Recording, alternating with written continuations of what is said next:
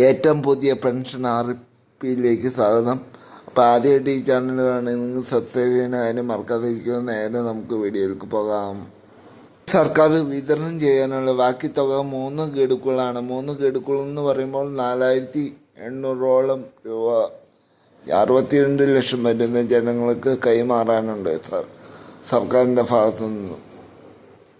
ആ കുടിശ്ശിക തുക നൽകുന്ന കാര്യത്തിൽ സർക്കാർ തീരുമാനം നൽകി കഴിഞ്ഞു. അതായത് ഏപ്രിൽ മാസം തുടങ്ങിയാണ് കുടിശ്ശിക പെൻഷൻ 3 മാസത്തെ നമുക്ക് വിതരണം ചെയ്യാൻ പോകുന്നത്.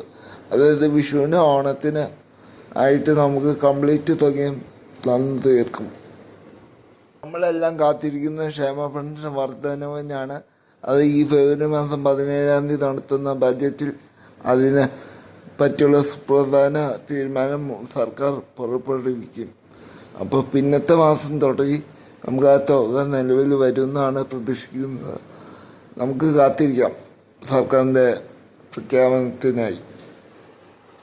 2500 രൂപയിലേക്ക് എത്തിക്കും എന്ന ഏറ്റവും വലിയ പ്രകടന പത്രിക ഇറക്കി അതിലൂടെ അധികാരം രണ്ടാമതും പിണറായി സർക്കാർ കയറി. എന്നിട്ട് വാക്ക് പാലിക്കാൻ ഇതുവരെ സർക്കാരിന് സാധിച്ചില്ല. ഇനി പഞ്ചായത്ത് ഇലക്ഷൻ തിരഞ്ഞെടുപ്പൊക്കെ 2026 വരാനിരിക്കുകയാണ്.